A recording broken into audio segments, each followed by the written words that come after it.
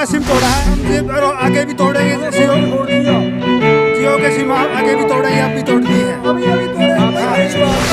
बहुत सारे जियो के कनेक्शन हमारे किसान भाइयों ने जिसके पास भी जियो की सिम थी, हमने सब ने वो उनको हटा दिया, दूसरे में समुद्र जाके मोदी साहब बदला लिया सी कुछ तो फर्क पड़ेगा, कुछ तो पड़ेगा। शुरुआत तो की ना हमने, क्यों नहीं फर्क पड़ेगा। जियो वाले तो जाके उनको दूसरे चैनल वो क्या बोलते हैं इसका एयरटेल वालों के उनके ऊपर वो केस कर रहे हैं अब कि तुम हमारे कस्टमर को तोड़ रहे हो, तो फर्क जरूर पड़ेगा। और पंजाब में तो उनके जितने भी अडानी अंबानी के पेट्रोल पंप थे सारे बंद कर दिए, अभी तोड़ दिए और मॉल भी बंद कर दिए। और अभी धीरे धीरे पूरे देश में इनका बहिष्कार किया जाएगा, पूरे देश में इनका बहिष्कार किया जाएगा। और जो अंबानी सोच रहे हैं कि मैं पूरे देश में कब्जा कर लूं, बद्दुआएं लगेंगी अंबानी के पूरे किसान भाइयों की, ये माताओं बहनों की जो 80 साल की यहाँ बैठी हुई है, उनके ऊपर पुलिस के द्वारा लाठीचार्ज करवा रहे हैं। कभी उन पे वाटर कैनन के पानी डाला गया था, उनके आंसू गैस के गोले दागे गए थे उनके ऊपर, तो उनकी बददुआएं लगेंगी। अंबानी का एक टाइम आएगा, इनका नामो निशान मिट जाएगा देश से। पतंजलि के बारे में क्या कहते हैं? पतंजलि बाबा रामदेव तो झूठे हैं एक नंबर के, मोदी जी के चेले बने हुए हैं। वो जब कांग्रेस की सरकार थी वो हमेशा कहते थे 15 लाख आएंगे, 15 लाख आएंगे। आज तो मोदी वो अपने रामदेव जी तो कहीं दिखाई नहीं देते, पहले मोबाइल लेंगे कहाँ है वो। अगर वो सच में जनता के साथ होते तो आज किसानों के साथ नहीं खड़े होते। तो बहिष्कार हो रहा है पतंजलि का भी? मैं तो पहले भी हम नहीं लेते थे उसका और अभी भी नहीं ले रहे। लेते नहीं, कोई कौन लेता है? किसान एकता जिंदाबाद, किसान मजदूर एकता जिंदाबाद, हरियाणा पंजाब का भाईचारा जिंदाबाद, हरियाणा पंजाब का भाईचारा जिंदाबाद, किसान मजदूर एकता जिंदाबाद। बातों का फोरम से कोई लेना देना नहीं है, वक्ता के निजी विचार है। हमारा मकसद आप तक हूबहू जनता की आवाज़ पहुंचाना है। अगर इस वीडियो को लेकर कोई विवाद होता है तो इसके लिए फोरम जिम्मेदार नहीं होगा। मेरा नाम सुदेश गोयत है, wife of major Ajmer Singh. मैं हिसार हरियाणा से हूँ। तो आज 25 दिन से ऊपर होते जा रहे हैं, अभी तक सरकार बिल को वापस क्यों नहीं ले रही? क्या मंशा लग रहा है? देखिए, इसका जवाब तो प्रधानमंत्री जी दे पाएंगे कि वो वापस क्यों नहीं ले रही है। हम तो यही कहेंगे कि किसानों ने सिर्फ यही कहा है और वो बार बार मीटिंग करने का कोई फ़ायदा नहीं है। किसान अपनी बात बता चुके हैं कि जब तक ये तीनों काले कानून रद्द नहीं होंगे, किसान यहाँ से वापस नहीं जाएंगे। तो क्या लग रहा है कि अभी तक कोई बिल तो वापस ले रही है सरकार? वापस लेगी? लेगी, एक दिन ज़रूर लेगी, क्योंकि किसान भी उनके नाक में दम कर देंगे। जब तक किसान यहाँ से नहीं हटेंगे, जब तक सरकार मान नहीं जाती। देखिए, सरकार तो हमेशा आरोप लगाती आ रही है कि इनको बाहर से फंडिंग आ रही है, बाहर से इस तरह की जो है ये सब चीज़ें आ रही है। जब आंदोलन मुहिम इतनी जोरों पे होती है, बिल्कुल लगता कि जीत के बहुत करीब है, तब सरकार को डर लगने लगता कि आंदोलन बहुत मजबूती पकड़ता जा रहा है, तो वो ऐसे हथकंडे अपनाती है, अलग अलग आरोप लगाती है। कभी वो बोलती है खालिस्तानी हैं, कभी बोलती है आतंकवादी हैं। तो सरकार को जो चाहिए सर, क्योंकि मीडिया उनका खरीदा हुआ है, नेशनल मीडिया पूरा बिका हुआ है, जो प्रधानमंत्री जी कहना चाहते हैं वो दिखा देता है। यहाँ किसानों के आके यहाँ ग्राउंड की रिपोर्ट लेके जाए ना, ये तब इनके चेहरे देखें। हमारे 80 साल के बुजुर्ग भूख हड़ताल पर बैठे हुए हैं, उनका चेहरा देख के आप बताइए कि वो कहीं से उग्रवादी लगते हैं आपको, कैसे खालिस्तानी लगते हैं? वो तो कह रही है इनको विपक्ष वाले लेके आए किसान। मुझे ये एक बात समझ में नहीं आ रही। एक्स सर्विसमैन जब जंतर मंतर पे लड़ाई लड़ रहे थे, तब भी सरकार आरोप लगा रही थी कि ये कांग्रेस के बिठाए हुए हैं सारे एक्स सर्विसमैन। आज जब किसान अपना आंदोलन लड़ रहे हैं, तब भी वो बोल रहे हैं कि कांग्रेस के बिठाए हुए हैं। तो दिल्ली में हमारे छात्र जो आंदोलन कर रहे थे, तब भी कह रहे थे कि ये कांग्रेस के बिठाए हुए हैं। मुझे एक बात समझ में नहीं आ रही कि अगर पूरा देश कांग्रेस के इशारों पर नाच रहा है, फिर कांग्रेस की सरकार क्यों नहीं है? अगर कांग्रेस के कहने से सारा देश उसके हाँ में हाँ मिला रहा है, उनके लिए आंदोलन कर रहा है, तो फिर कांग्रेस गद्दी क्यों छोड़ के बैठी हुई है? ये सिर्फ उनका आरोप लगाने की उनकी आदत है, जो लगाते रहेंगे। लेकिन अभी हरियाणा में देखिए, खट्टर सरकार ने भी एक नया कल चलाया कि SYL का लिए पानी मांगने के लिए। मुझे ये नहीं समझ में आ रहा कि 4 साल से सुप्रीम कोर्ट का फैसला आया हुआ था कि हरियाणा की सरकार को और पंजाब की सरकार को बुला के केंद्र सरकार इनका फैसला कराए। 4 साल से खट्टर साहब कौन से बिल में घुसे हुए थे? कहाँ कुंभकर्ण की नींद सोए हुए थे? आज जब किसान अपनी ज़मीन की बचाने की लड़ाई लड़ रहे हैं, तो उनको पानी याद आ रहा है। खट्टर साहब, अगर हमारी ज़मीन ही नहीं रहेगी तो क्या पानी में हम डूब के मरेंगे? खट्टर साहब को डूब के मरना है तो वो पंजाब के भाई उतना पानी दे सकते हैं, टैंकरों से भी भिजवा देंगे। क्योंकि खट्टर साहब ने जो अपमान किया सैनिकों का, किसानों का, जो लाठीचार्ज किया इनके ऊपर, आंसू गैस के गोले छोड़े जिससे हमारे बहुत भाई घायल हुए, इससे रोडों को खोदा गया, कटीले तारों से रास्ता रोका गया, इतना अपमान किया ना अन्नदाता का। खट्टर साहब को अगर थोड़ी सी शर्म होती तो सच में चुल्लू भर पानी में डूब के मर जाना चाहिए इनको। और मोदी सरकार ने जितनी तकलीफें देनी है ना दे लें, जितना जोर लगाना लगा लें, कुछ भी नाम दे लें, आतंकवादी बुलाएं हमें, खालिस्तानी बुलाएं, हम सब बनने को तैयार हैं, लेकिन अपने खेत नहीं बिकने देंगे। अगर ये काले कानून लागू हो गए, अनाज मंडी थोड़े धीरे धीरे करके ना अनाज मंडियाँ ये सारी मंडियाँ सिस्टम ख़त्म हो जाएगा। बाहर पे MSP के रेट पे कोई ज़मीन खरीदेगा नहीं हमारी फसल, तो धीरे धीरे करके जैसे आज बिहार के हमारे किसान भाई यहाँ पे मजदूरी करने आते हैं हरियाणा में, पंजाब में, तो ऐसे ही पंजाब और हरियाणा के किसान भी अपने ही खेत में मजदूरी करने पर मजबूर हो जाएगा। तो आपको क्यों लगता है कि आपकी ज़मीनों को बेचा जा रहा है और आपको बेचा जा रहा है? ये पूरी साजिश है, ये पूंजीपतियों के, उद्योगपतियों के हाथों में ज़मीन देने की पूरी तैयारी कर चुके हैं। ये क्यों, अगर मंडियों में थोड़ी बहुत कोई कमी है तो उसको सुधार क्यों नहीं करते? मोदी जी अगर किसान हितैषी हैं, क्यों नहीं सारी मंडियों में जैसे संसद भवन में कैंटीन खोल के रखी हुई है नेताओं के लिए, क्यों नहीं हमारे किसान भाइयों के लिए हर मंडी में एक कैंटीन खोली जाए, सरकारी कैंटीन? क्यों नहीं वहाँ पानी की व्यवस्था करते? क्यों नहीं वहाँ टॉयलेट बाथरूम का प्रबंध करते? और यहाँ भी आज आंदोलन चल रहा है, इतने दिन हो गए। किसी भी देश में आप देखिए जहाँ पे आंदोलन होते हैं तो सरकार की ड्यूटी बनती है कि उनके लिए मेडिकल सुविधा दी जाए, उनके लिए पीने के पानी का प्रबंध किया जाए, बाथरूम का प्रबंध किया जाए। यहाँ पे कोई सुविधा नहीं है, सरकार की तरफ से कोई मदद नहीं मिल रही है किसान भाइयों को।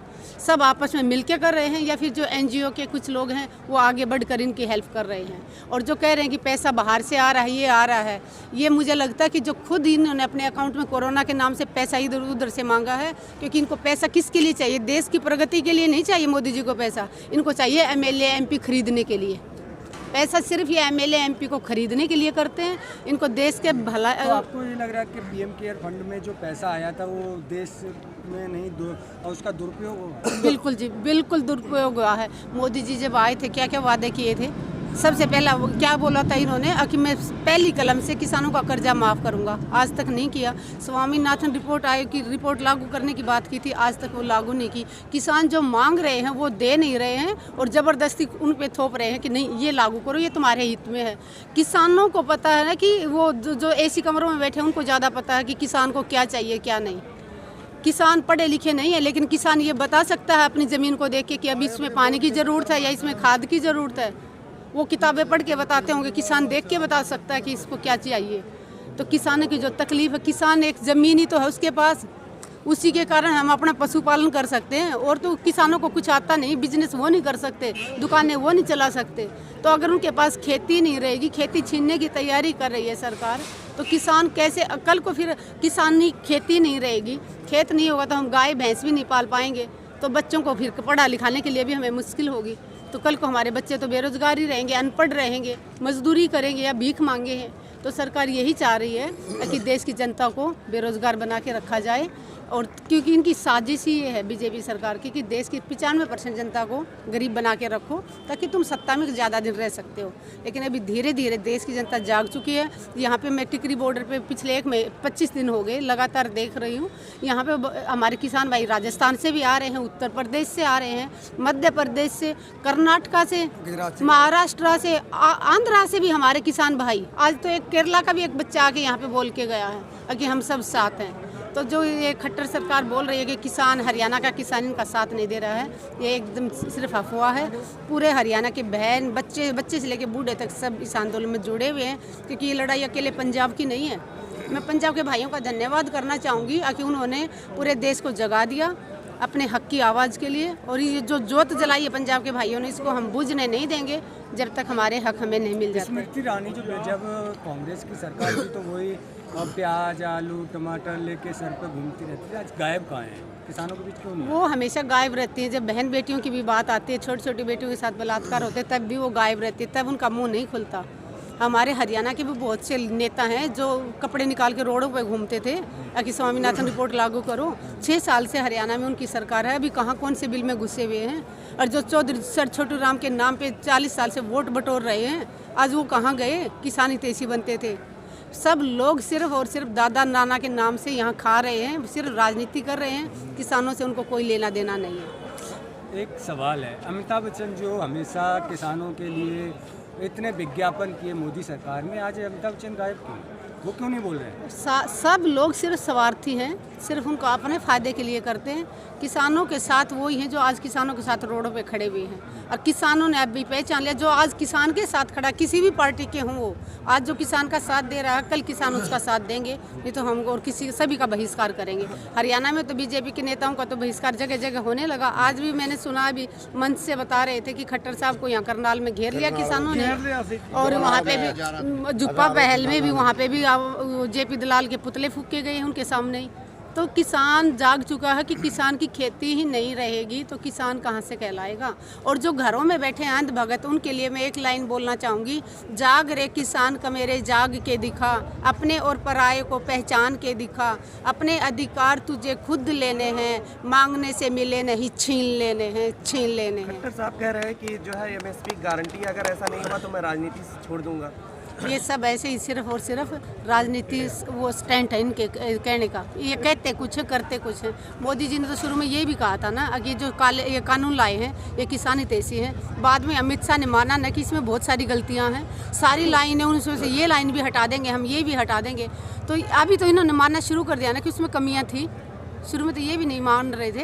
इनके ऊपर से भरोसा जनता का उठ चुका है। ये जब शुरू से कहने आए थे कि हम ये करेंगे वो करेंगे, आज तक कुछ पूरा किया। बेरोजगारों को 2 करोड़ नौकरियां हर साल देने की बात की थी, बेरोजगारों को नौकरियां तो नहीं दी, बेरोजगार जरूर कर दिया। और जो ऐसा ही लगा, ये जो बिल आए ना, जैसे जियो को लाके बीएसएनएल को डुबो दिया, बीएसएनएल को ख़त्म कर दिया, ऐसे ही ये बिल लाके हमारे किसानों को ख़त्म करने की साजिश रच रहे हैं। सीएम का जो घेराव आपने कहा कि अभी हो रहा है, तो उस पर मतलब क्या इस घेराव से उनके ऊपर दबाव बनेगा, आपको लगता है? दबाव बना हुआ है, हिली हुई है सरकार, बहुत डरे हुए हैं। आप ये देखिए, डरे हुए तभी तो परसों उपवास पे बैठ के पानी मांग रहे थे। अगर वो किसान हितैषी होते, किसान तो यहाँ सड़कों पर यहाँ बैठे हुए हैं, तो यहाँ आके इनका साथ देना चाहिए, ज़मीन बचाने का साथ देना चाहिए, मंडियाँ बचाने का साथ देना चाहिए, एमएसपी लागू करने की बात करनी चाहिए। आप लोगों को समझाने के लिए वो जा रहे हैं कई जगह पर, तो क्या वो लोग कहाँ जा रहे? वो किसान तो बॉर्डरों पे बैठा है भाई, वो कहाँ जा रहे हैं? वो सिर्फ अपने लोगों को बुला के 2-4 जो लोग हैं, जो मैं ये कहूँगी कि जो बीजेपी के दल्ले बने हुए हैं, सिर्फ 2-4 लोगों को पकड़ के वहाँ बिठा रखा था।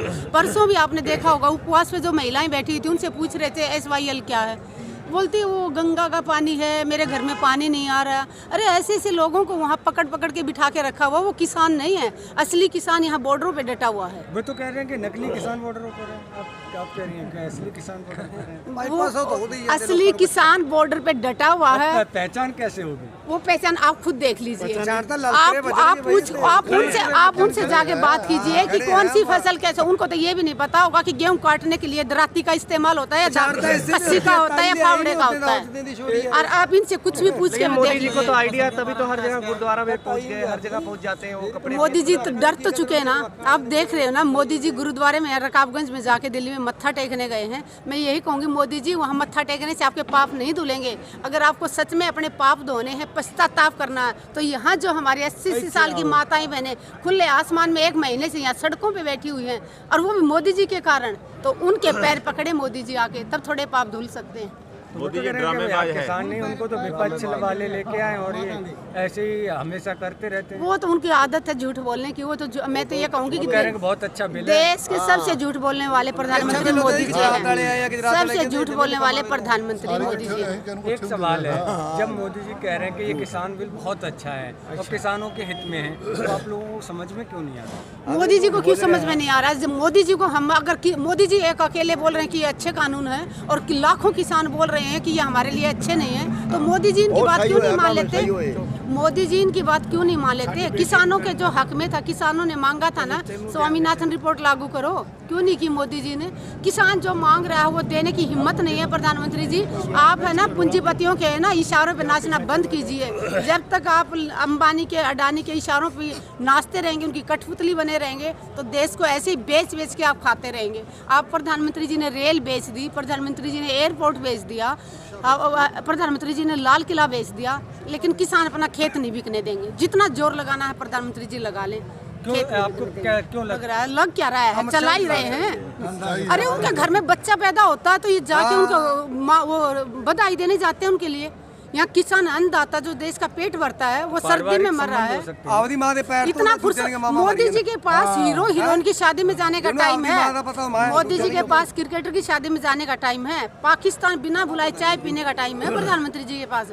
लेकिन अपने देश का अन्नदाता जो देश का पेट भरता वो यहाँ सड़कों पे बैठा हुआ है। इनसे मिलने का टाइम नहीं है उनके पास। खबरों में बने रहने के लिए फोरम 4 को सब्सक्राइब करें और नोटिफिकेशन पाने के लिए बेल आइकन दबाएं।